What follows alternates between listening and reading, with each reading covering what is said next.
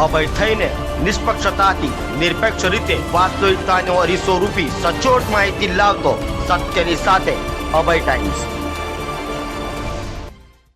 સુરત સહિત દક્ષિણ ગુજરાતમાં મેઘમહેર થઈ રહી છે તો સુરતમાં પણ વાદળછાયા વાતાવરણ વચ્ચે વરસાદ પડતા શહેરનો માહોલ આહલાદક જોવા મળ્યો હતો।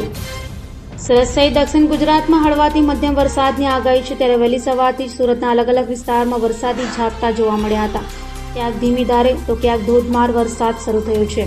સુરતના અડાજણ, વરાછા, કતારગામ, અમરોલી, રાંદેર, ઉધના તેમજ અઠવા વિસ્તારમાં વરસાદ પડ્યો હતો તો વરસાદના કારણે ધરતીપુત્રોમાં ખુશી જોવા મળી હતી।